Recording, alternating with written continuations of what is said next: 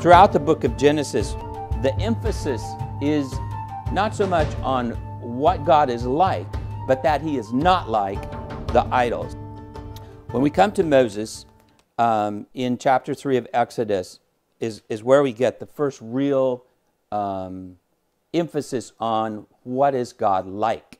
And not just that there is a God and he's not an idol, but this really comes to a point in the book of Exodus in chapter 3.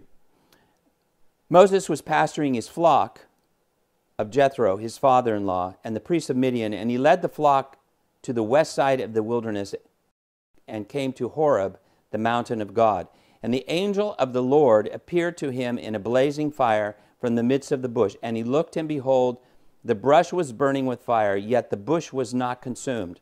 So Moses said, I must turn aside now and see this marvelous sight, why the bush is not burned up. When the Lord saw that he turned aside to look, God called to him from the midst of the bush and said, Moses, Moses. And he said, Here am I. Then he said, Do not come near. Remove your sandals from your feet, for the place which you are standing is holy ground.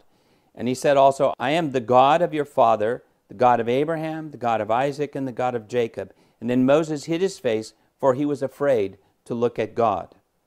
Then the Lord said, I have surely seen the affliction of my people who are in Egypt, and have given their heed to their cry, and because of their taskmaster. And I am aware of their sufferings, so I have come down to deliver them from the power of the Egyptians, and to bring them up from the land to the good and spacious land, to the land flowing of milk and honey, and to the Canaanite and the Hittite and the Amorite and the Perizzite. He said, I have seen the oppression which the Egyptians are oppressing them.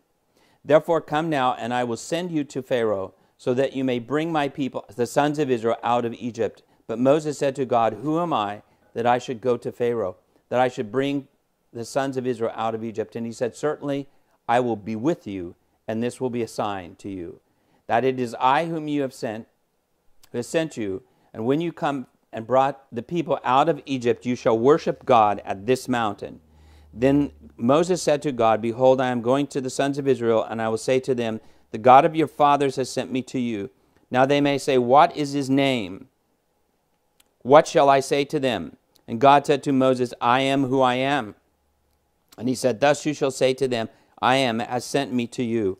God furthermore said to Moses, Thus you shall say to the sons of Israel, The Lord, the God of your fathers, God of Abraham, the God of Isaac, and the God of Jacob, has sent you to me. And this is my name forever, and this is my memorial name to all generations.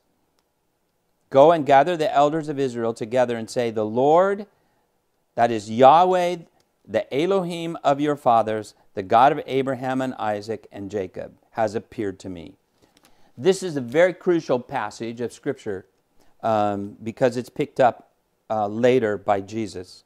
And this is the angel of the Lord talking to Moses, the angel of Yahweh. This angel of Yahweh, he says in verse 4, Yahweh, when Yahweh saw that he turned, God called to him. So Yahweh is actually referred to as God in this passage. When he says this later, I am God, the God of your father, the God of Abraham, the God of Isaac, he's attributing the name of Yahweh to the God of the fathers. When Moses says, Who are you?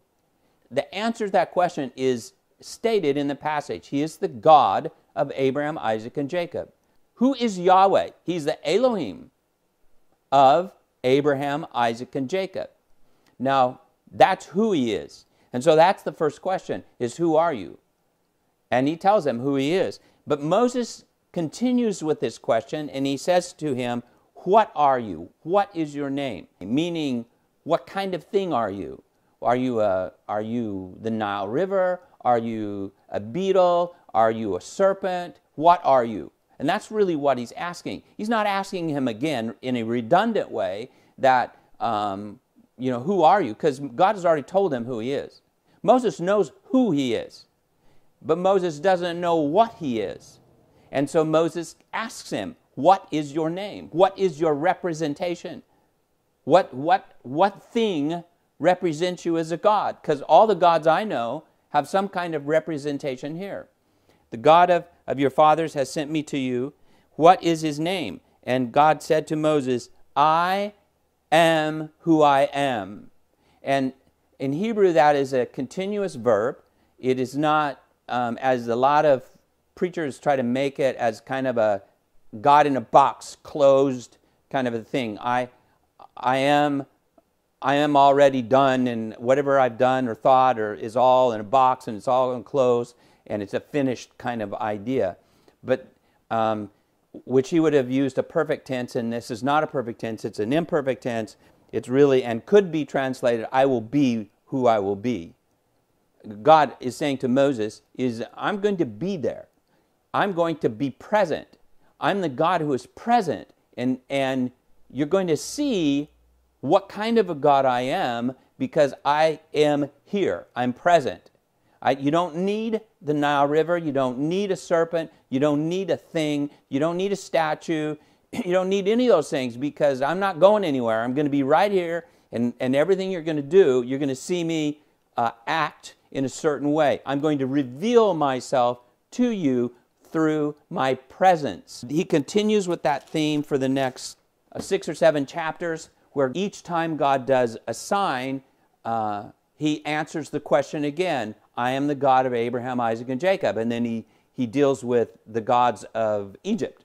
Each one, the Nile River, the beetles, the sun god, etc. And the firstborn males, he deals with them, because a lot of cultures make the firstborn males gods. And so he deals with each one of the idols and man-made gods of Egypt. And after every single time, he says, this is who I am, this is who I am, this is who I am.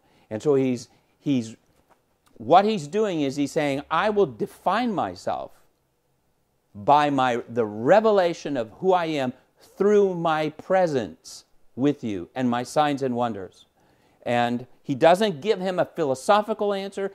Plato and Aristotle, into the question of, well, what is God? They will give you a philosophical answer. This is a metaphysical answer. This is what God is. He's the omnis. He's omnipresent, omniscient, all-powerful, etc. And God doesn't do that. In the Bible, when the question comes up is, what is God? What kind of attributes does he have? He answers that question by saying, I am present. And it's a very key point in understanding the nature of God, is to understand that we don't define God. God defines himself. Any attempt to try to say, I'm going to tell you what God is like, I'm going to define God, and to have the audacity to say that I'm smart enough, I'm big enough, I am wise enough to actually tell you what God is like, which is what philosophers do, and what the Greeks and the Romans and everyone has done. They've said, this is the God of nature, and they try to define God in that way.